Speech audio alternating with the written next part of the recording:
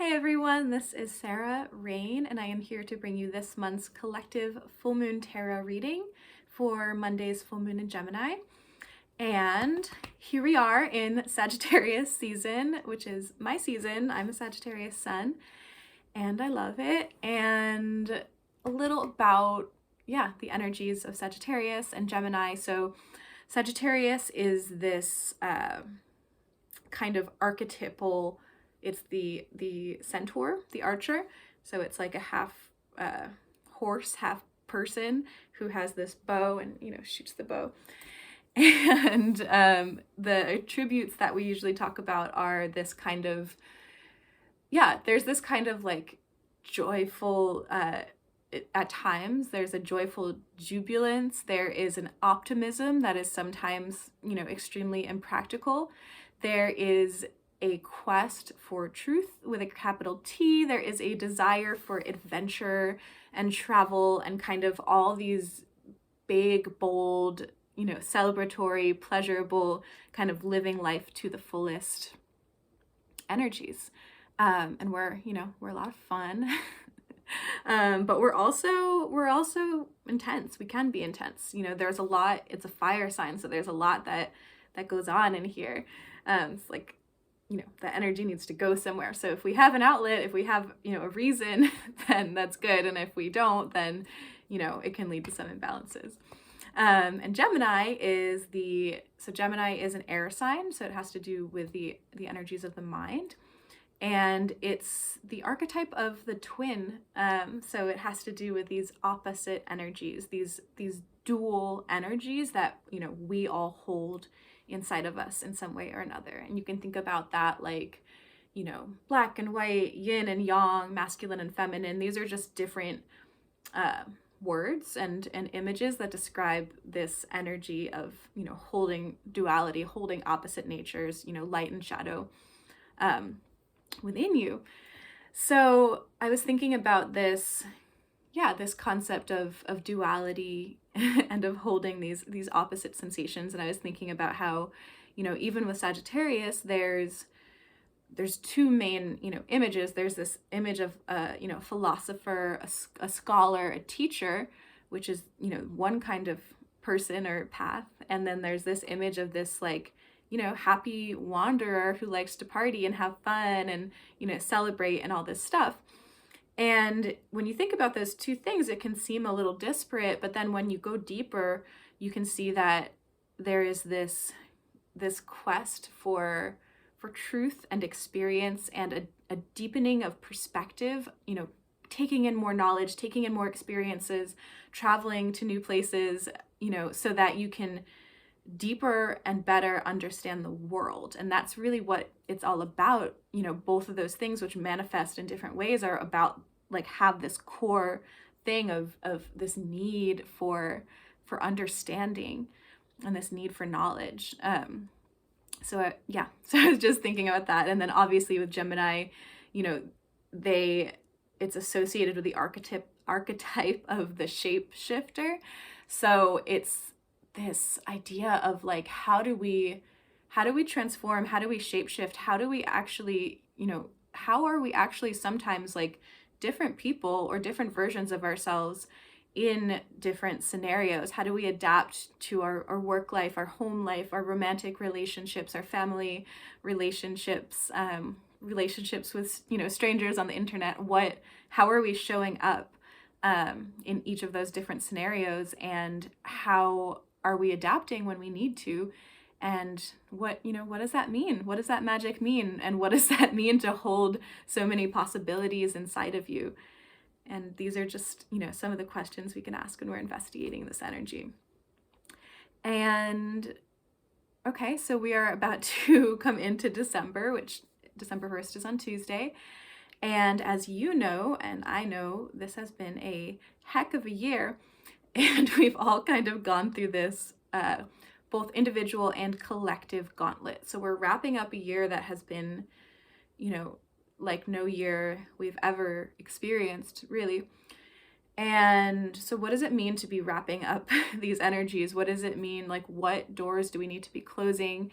And what are we walking into? Because, December is kind of this, and Sagittarius, you know, this time is kind of this portal, because at the end of Sagittarius season, we're going to arrive to the winter solstice, which happens on December 21st.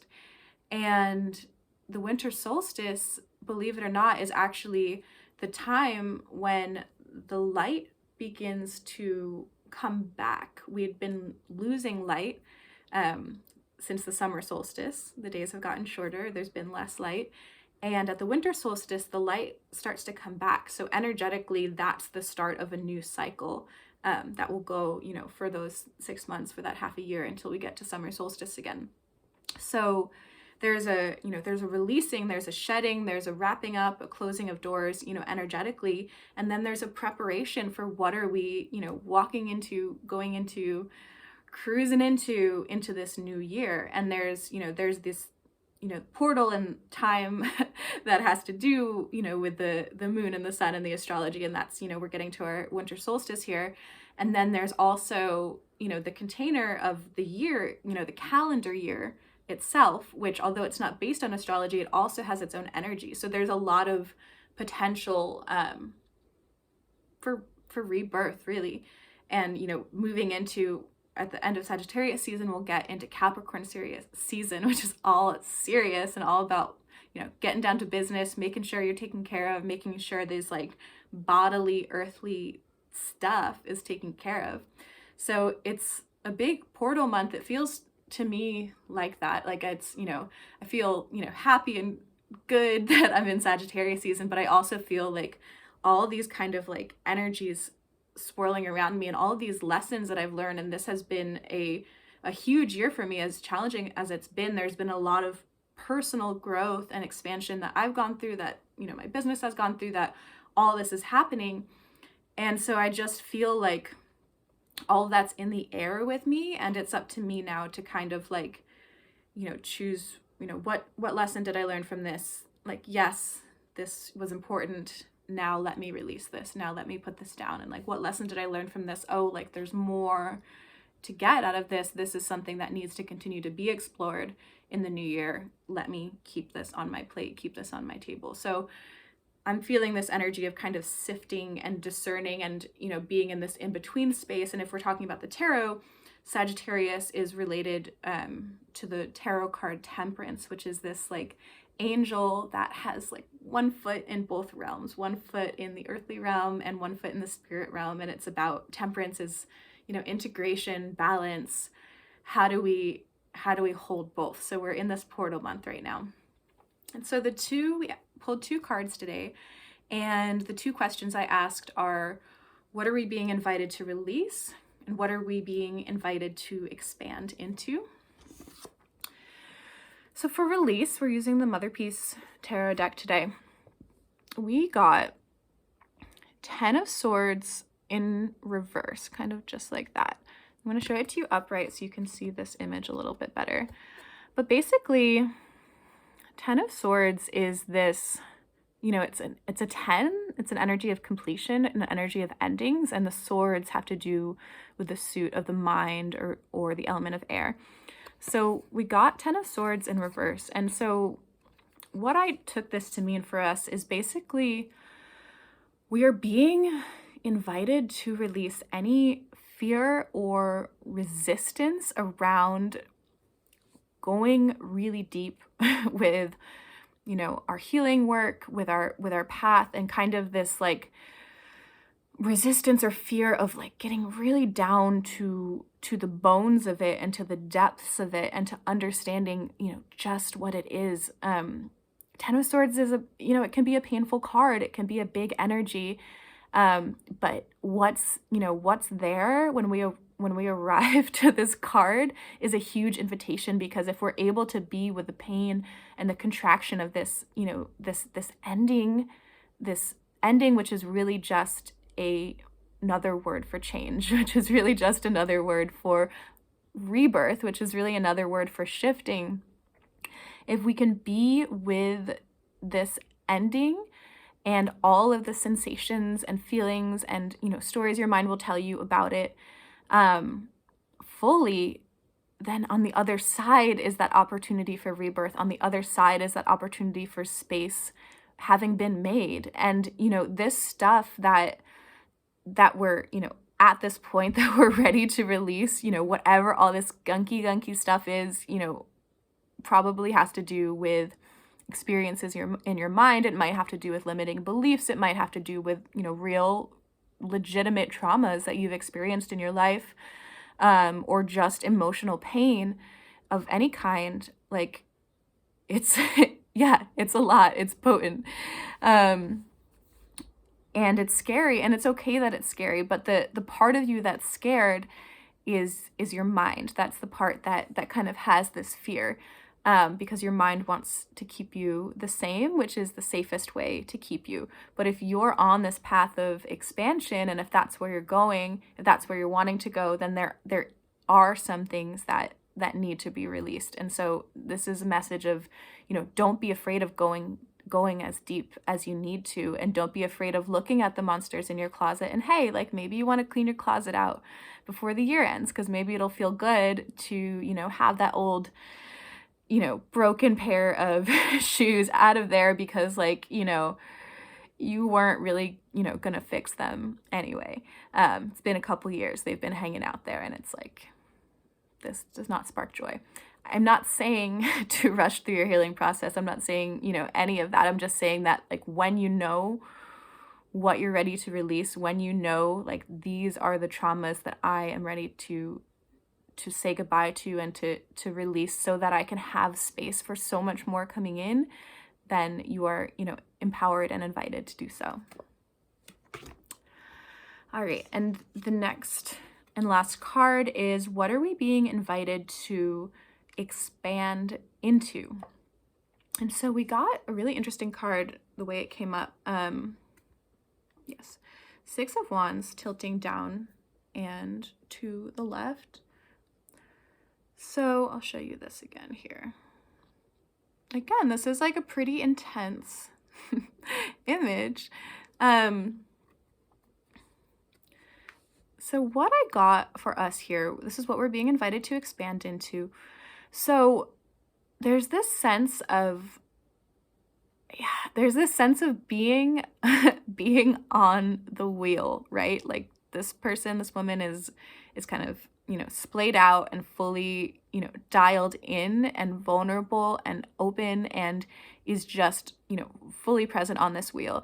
And the thing about the wheel, the thing about the path, the thing about life is that it's always turning, and it's always going to be turning. And, this whole journey, everything is always spiralic. So even if you are, you're on the wheel, on the path, whatever it is, and it feels confusing and discombobulating, because look, you got on and you're all like upside down and sideways, and what does that mean? Like, this doesn't feel comfortable, trusting that there is momentum and power to fully committing to, like, being in the flow and riding this wave, and continuing to work with the current, to work with the flow, and knowing that eventually it comes around and you're on top. And this 6 of Wands in traditional Rider-Waite-Smith deck is this card of kind of like victory and celebration and being on your high horse and everything like that. And so this is just, it's a message that if you're not all the way to that place yet, and actually we got this card in reverse for the new moon in Scorpio, the last reading we did.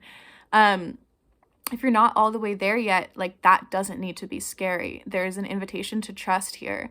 There's an invitation to, again, like, dialing into the wands has to do with heart and fire and magic and passion and all this stuff. So dialing into that and letting, your heart and your fire and everything lead your way, and trusting that it is getting eventually to this place of, feeling successful and feeling like you have it figured out. And the other thing that's going on here is this, this woman is really working with all of the resources available to her. She even grew another arm so that she could have 6 limbs, and so that she could hold, all the wands that she needs, that she's entitled to, that she's, that she has. So the other message here is like, yeah, it's okay. Like, it's okay, and you're empowered to put your full effort towards this. Whatever it is that you're expanding into in the realms of your heart, of your fire, of your creation, of your passion, whatever it is, it's okay to show up fully and to allow your hands to be filled by magic and not filled by anything else, not distracted by anything else that's taking up, space in your realm. And that there are tools available to you, and that you have had these experiences and these lessons and all these things and this, magic that you have, all of these things that have gone on through your life are part of the lesson, part of the journey. And yeah, it's okay to call on those, to use those, and to be empowered, no matter what else, to be empowered by your own life experience to help you move forward. Yeah, so that's it. So I think there's this overall an invitation towards trust and fearlessness, and an invitation to look honestly at your circumstances and try your best to be honest with yourself, again coming from this place of the heart and of what is important to you.